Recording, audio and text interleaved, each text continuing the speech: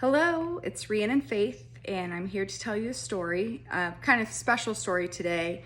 My dad's birthday, or would have been his 64th birthday, is today, August 1st, and it's been a little bit of a rough road since his passing in May of 19.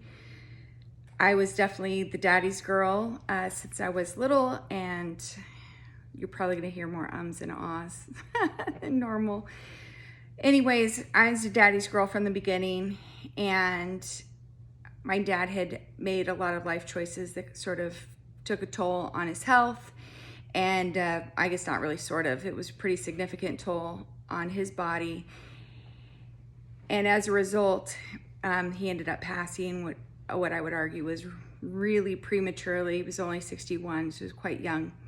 In any event, we celebrated his life on his birthday, or what would have been his 62nd birthday a couple years ago.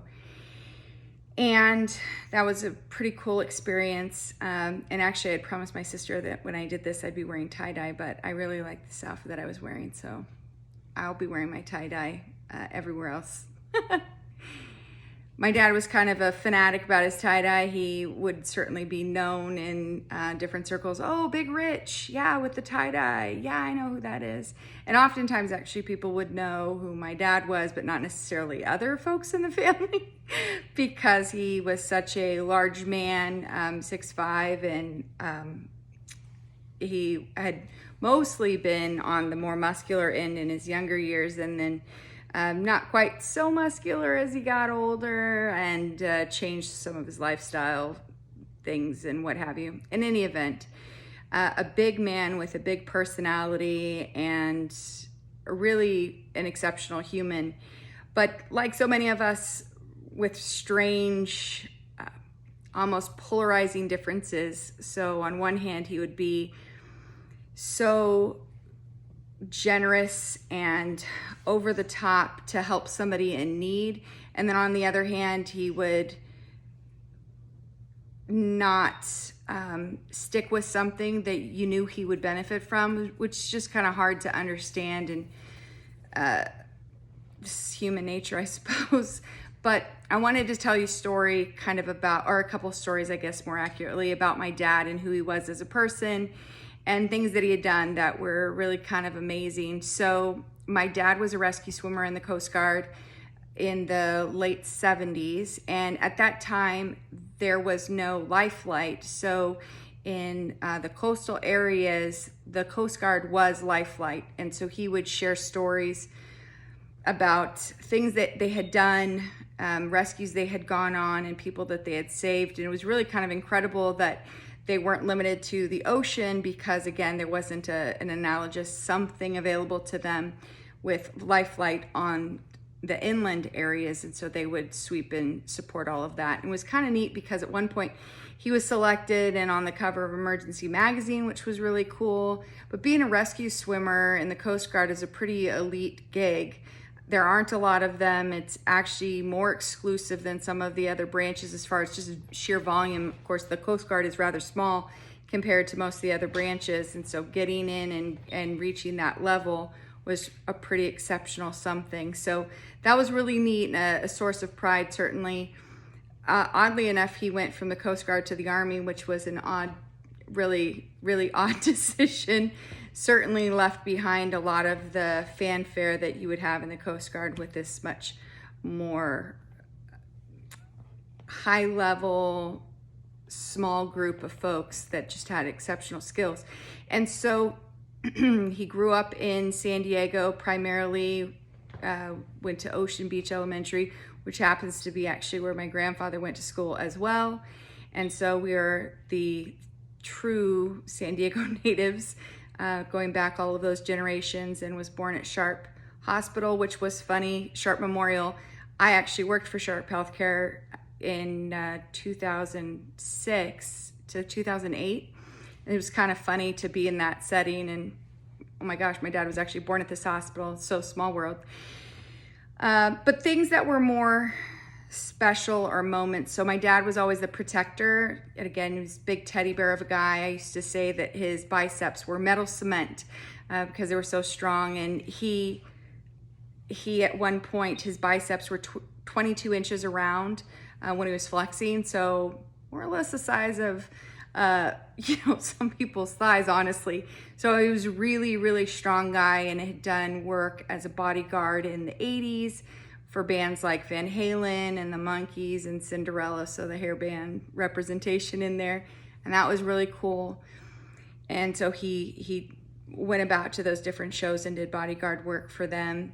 But when we were older, I guess when older in elementary school, my dad finished his schooling, most of it, and was practicing as an architect. And you could tell he really loved that design and all of those elements of opportunity that came with that, creating something and imagining it. And he used to say that the only difference, there's no cost difference between good and creative architecture and crap architecture.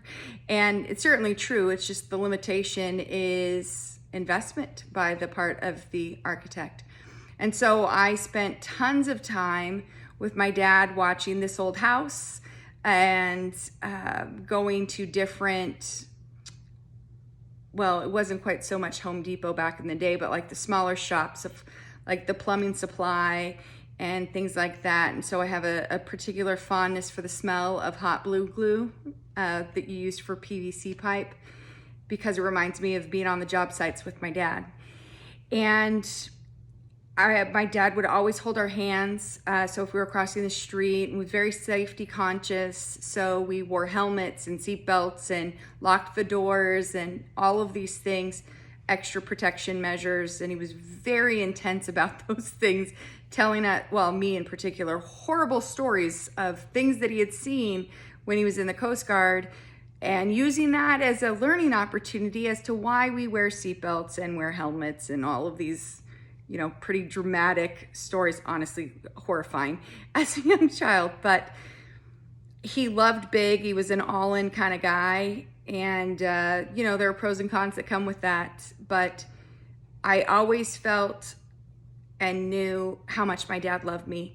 And that is a gift. I didn't even realize how special that was, how important that is for a girl. I think any kid, really, honestly, you just desire so much to be loved by your parents. But your dad is that closest to understanding God's character person. And because it's, Father God and the elements with that, I understand better how a person who maybe doesn't have as great a relationship with their father might struggle to understand the goodness of God, because their earthly father and their human frailty and limitations disappointed. And certainly my dad disappointed me many times in my life. And those challenges were honestly really difficult, but my dad loved me really well, and he loved my mom and my sister and my brother greatly. And honestly, anybody who knew him in any capacity knew how great he was in loving other people. And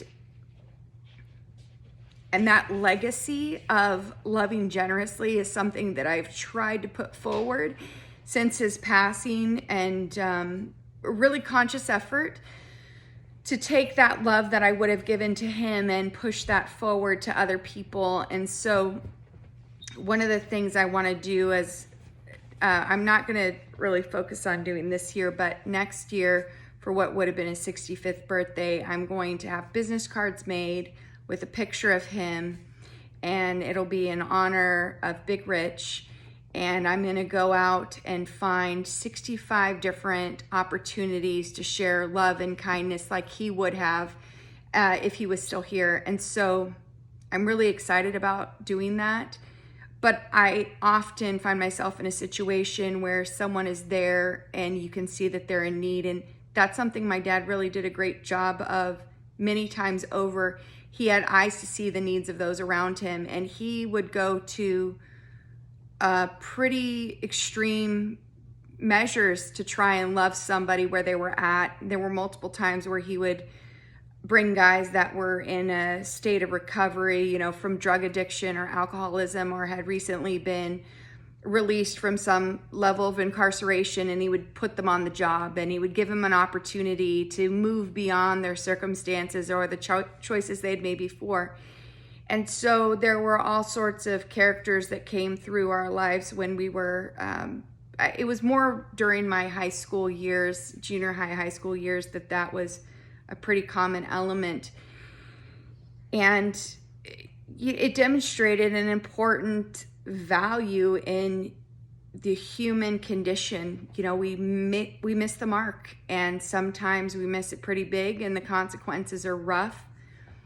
But there's nothing about that separates us from the ongoing love of God. And I feel like he, with all of his humanity and all the frailty that came with that, he really demonstrated God's love in really important areas and ways. And I think no parent wants to be in a situation where their child is in a prodigal season, and you see them making choices that are going to have consequences that are going to be difficult for them to bear.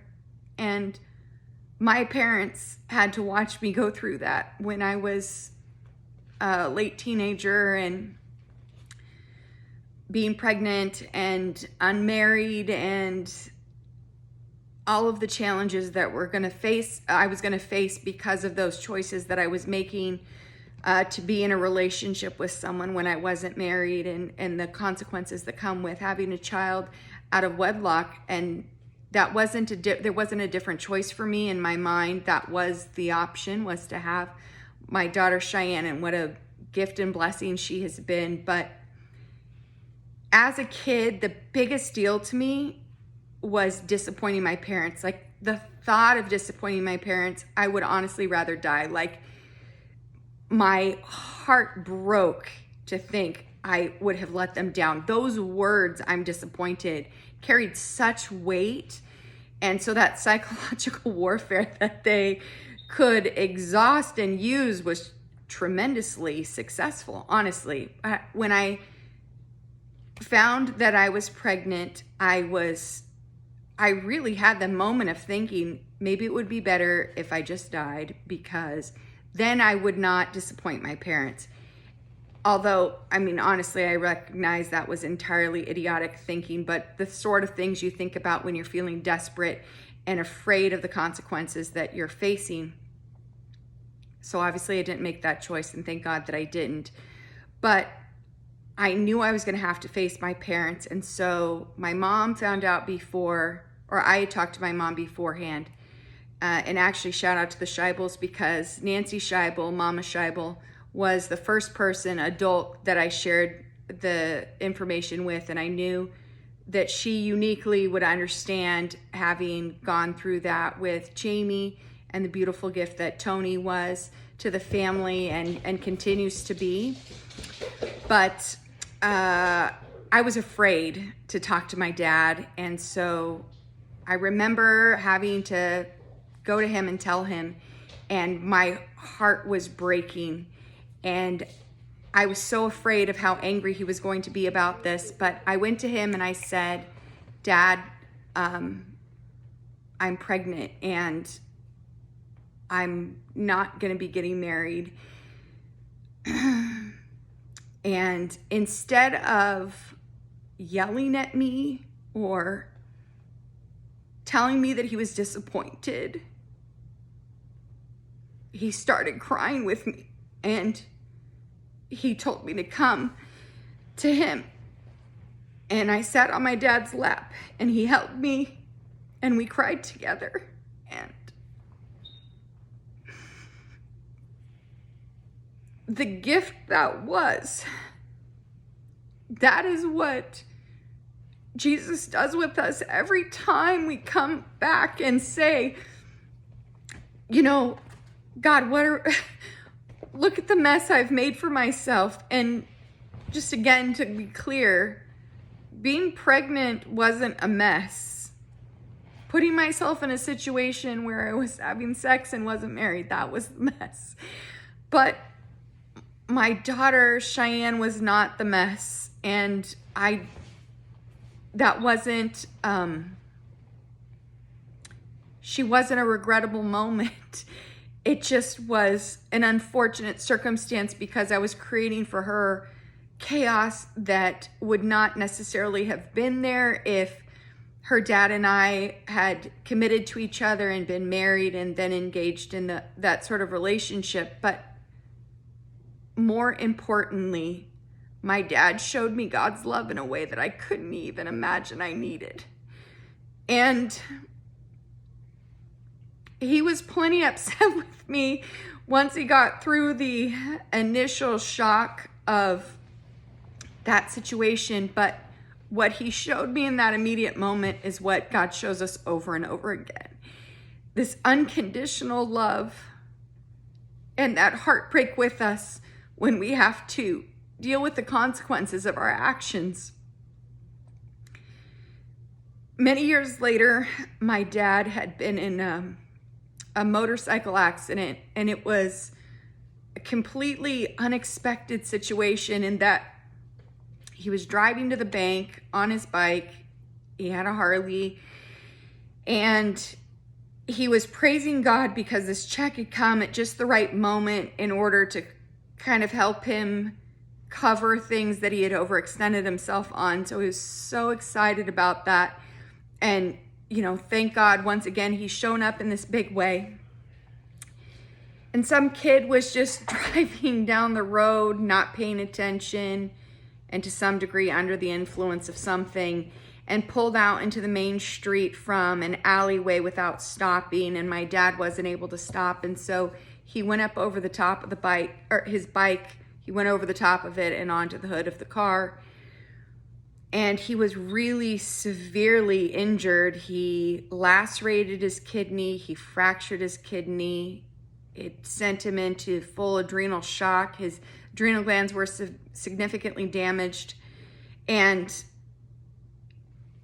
the consequences of that incident stuck with him for quite a long time. He went through this really hard, I think for those of us who had known him, hard journey of questioning his relationship with God in a way that he never had before.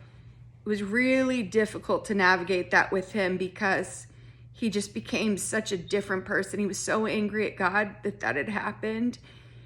And I saw it as God's incredible mercy because he was making priority decisions that weren't consistent with who God had designed him to be. And he was neglecting certain family commitments and responsibilities because he had gotten himself kind of mixed up, pretty whirlwinded in the biker clubs, and it just wasn't the right place for him to be. And in any event, he and I were having a conversation. This is years after he's recovered, and he was talking to me about the decision that he had made to pursue and look into other things while he was going on this journey of frustration. And somehow, I really don't know how, he sort of stepped away from that and started looking at things from a different standpoint. In any event, he said, this journey has helped me to understand Jesus in a different way. And he was saying that he appreciated that during that season, I continued to just love him. And that didn't seem like that remarkable of a thing to do. He's my dad. But for him, having had a challenging relationship with his dad, he struggled when he saw what he perceived as God turning his back on him or letting him fall. He saw that as a reflection of the same disappointment he had experienced with his dad, right, wrong, or otherwise, his perception. And he said he didn't understand how it was that I remained convinced of God's goodness with the things that had happened in life, or what have you. And I said, I had the opportunity to share with him. It's because of how you have loved us. And again, he's a man, he's not perfect, but he loved us really well. And even in his human limitations, I never doubted how much my dad loved me. And that made it easy for me to understand how much God could love me. If God is perfect and my dad, who isn't, can love me this way and to this degree, I can only imagine how much more exceptionally God can love me. And so I can trust him to meet my needs, and I can trust his will for my life, and I can follow him completely, because I really do understand what it is to be well loved. And so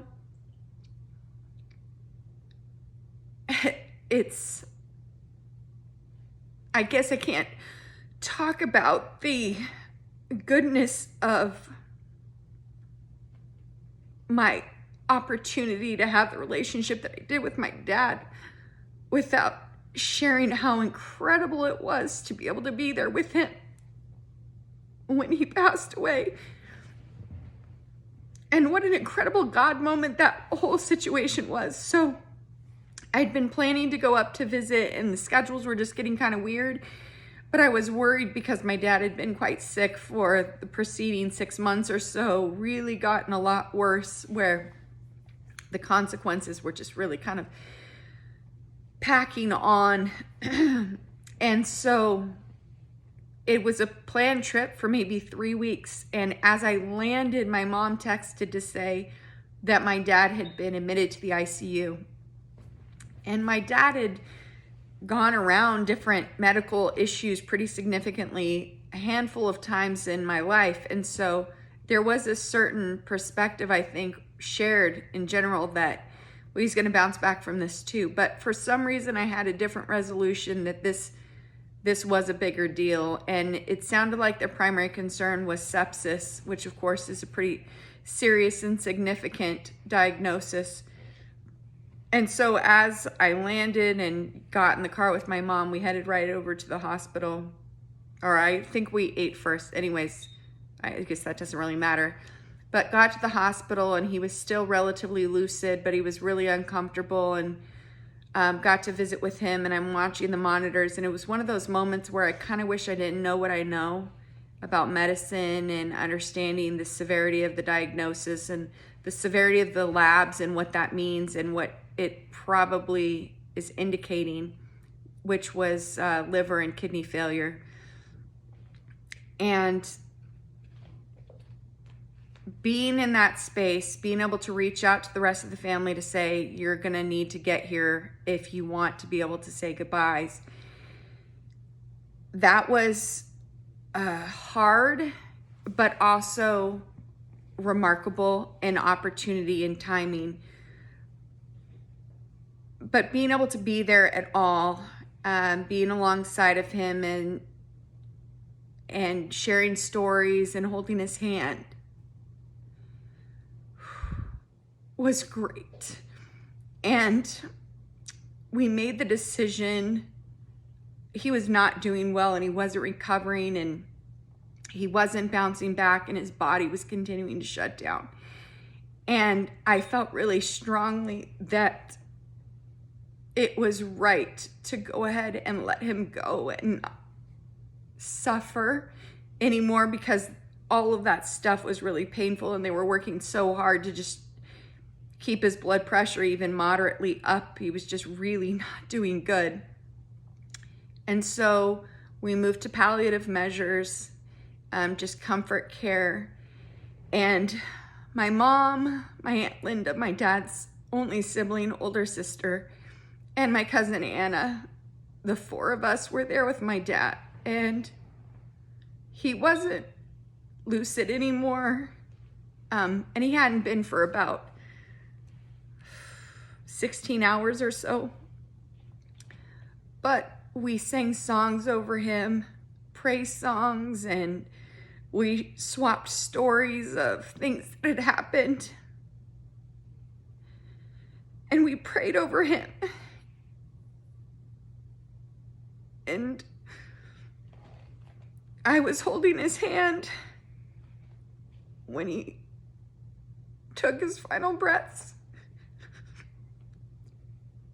And thinking about him having held me when I was first born, in those first breaths, and being able to be there when he breathed his last. It's a strange thing to appreciate, but I was so glad that I was able to be there. And as the oldest daughter, the oldest child, to what were pretty young parents, 20 and 21 when I was born, we did a lot of growing up together.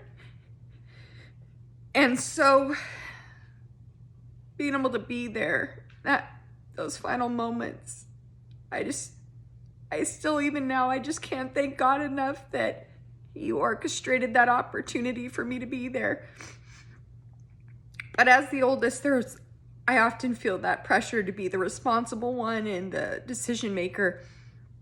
And so there was a lot of heaviness in advocating for palliative measures, and there was heaviness in contacting family and having to just be responsible. But in those final moments, I was able to just be his daughter. And there really aren't a lot of days that go by that I don't think about my dad or think about calling him and sharing something with him. And he instilled such a love of music and culture in all of us, and he was such an avid book reader and always on a quest for new information and learning. And so I certainly got that from him, and it's such a precious gift when I'll go through books on my bookshelf and I'll find one where he had given it to me, and he always put a note in there, and he had his straight edge lettering from being an architect, so it's all that handwriting. So his legacy lives on in the love that we give to others, in the way that he loved us. And so my kids referred to him as Boompah. And so, which is actually from Mr. Hobbs Takes a Vacation. And my parents had watched that and thought it was ridiculous and would call him Boompah, and what's a Boompah? And anyways, that's where it came from. And so here we are these years later, and still the conscious effort is present to love other people generously and following through the legacy that he created. And so my sister and I had talked about me doing this and what a kick my dad would get out of me sharing stories about him and about life. And so I think this is also sort of a nod to him in taking that step and measure.